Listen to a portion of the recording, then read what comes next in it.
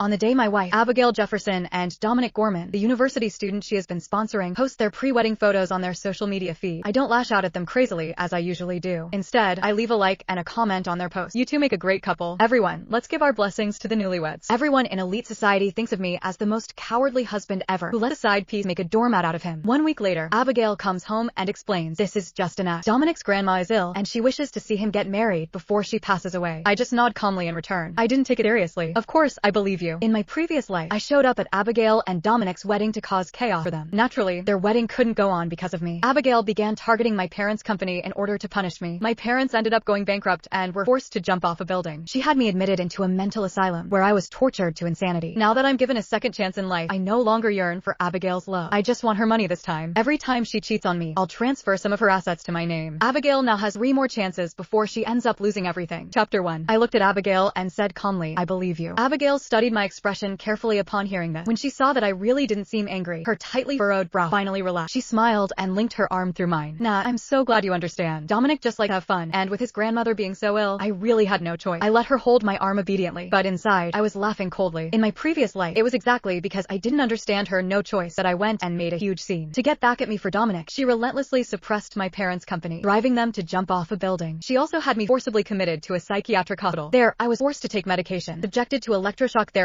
and beaten by the orderlies. Dominic would visit me occasionally. He would snuggle into Abigail's arms and mock me, saying I was like a dog. In the end, I died on a cold winter night. Thus, from the very first day I was reborn, I began planning to secretly transfer the assets under Abigail's name. This time, I no longer believed in a woman's love, but only the money in my hand. Abigail continued on without my prompting. Oh, that's right. Today is our 3rd anniversary. I'm going to make it up to you properly. She raised 3 fingers and bowed solemnly. I promise no one will disturb us tonight. I nodded meekly and said, okay, whatever you say. It put Abigail in a great mood to see how understanding I was. For the next few hours, she busied herself with preparations. I heard her talking on the balcony, her voice lowered. I want the best table in the restaurant. Yes, with a view of the entire city skyline. Are the fireworks ready? It has to be grand. It's a surprise for him. As I watched her busy figure, I felt momentarily dazed and almost thought that the Abigail who loved me 3 years ago had returned. Looking away, I took out my laptop and opened the black operating interface. Because of that Instagram post, Abigail had already used up 1 chance. In just a few minutes, I received notifications of information changes. The ownership of all the mansions and vehicles under Abigail's name had been transferred to an offshore trust I'd set up in advance. These assets combined were worth over $300 million.